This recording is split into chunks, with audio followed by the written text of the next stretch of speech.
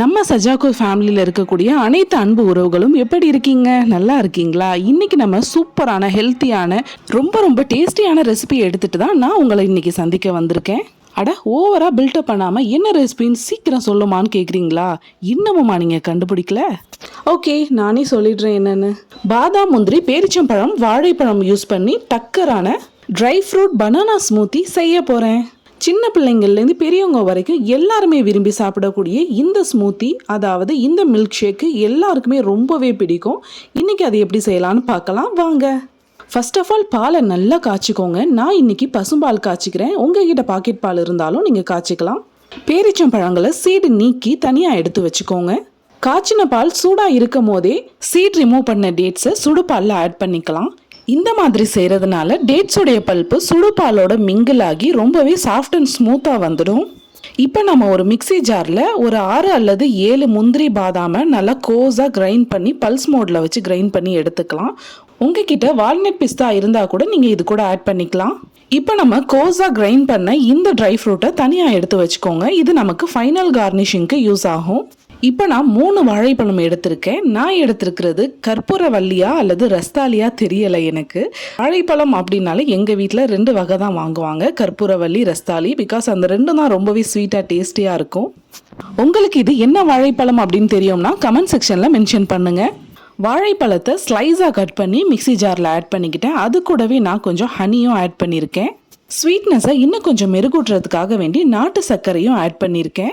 இப்போ நம்ம இது கூடவே கொஞ்சம் ட்ரை ஃப்ரூட்ஸும் ஆட் பண்ணிக்கிடணும். ஸோ 4-5 பாதாம் முந்திரியும் இது கூட ஆட் பண்ணிக்கிட்டேன். நம்ம சுடுபாலில் ஊற வச்ச பேரிச்சம்பழங்களும் சூப்பராக ஸ்மூத்தாக ரெடி ஆயிடுச்சு. அதையும் இது கூட ஆட் பண்ணிக்கலாம். இப்போ நம்ம நல்லா கிரைண்ட் பண்ணி கொரகொரப்பான பேஸ்ட்டாக எடுத்துக்கலாம். பிலீவ் மீ, இதோடைய அவுட்புட்டு செம்ம டேஸ்ட்டாக இருக்கும். கண்டிப்பாக நீங்கள் எல்லாருமே இதை ட்ரை பண்ணணும் ஒன்ஸ். இந்த ட்ரை ஃப்ரூட் பேஸ்ட்டு கூட ஆல்ரெடி நம்ம பேரிச்சம்பழம் ஊற வச்ச மில்கையும் ஆட் பண்ணி நல்லா ஒரு தடவை கிரைண்ட் பண்ணி எடுத்துக்கோங்க. இதை நம்ம ட்ரை ஃப்ரூட் மில்க் ஷேக்குன்னு சொல்லலாம் அல்லது ஸ்மூத்தின்னு கூட சொல்லலாம். காலை பிரேக்ஃபாஸ்ட்டாக இதை எடுத்துக்கும் போது ரொம்பவே ஹெல்த்தியாக அன்னைக்கு நாள் முழுக்க ரொம்பவே எனர்ஜெட்டிக்காக இருக்கும். சர்வ் பண்ணும் போது இதை ஸ்டெப் பை ஸ்டெப்பாக ஒவ்வொரு லேயராக ஆட் பண்ணணும். நான் ஃபர்ஸ்ட் லேயராக இப்போ நான் ஊற வச்ச சப்ஜா விதைகளை ஆட் பண்ணியிருக்கேன்.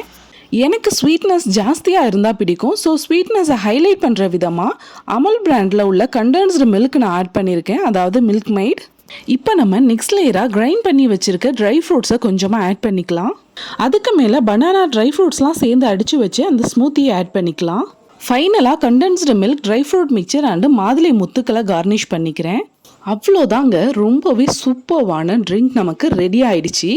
காலையில் பிரேக்ஃபாஸ்ட்டை ஸ்கிப் பண்ணிவிட்டு அவசரமாக ஸ்கூல் போகிற பிள்ளைங்களுக்கு இந்த மாதிரி செஞ்சு கொடுங்க. ரொம்பவே ஹெல்த்தியாக இருக்கும்.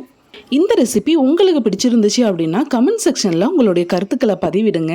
அடுத்ததாக என்ன மாதிரியான வீடியோஸ் போடலாங்கிறதையும் மென்ஷன் பண்ணுங்க மறக்காம.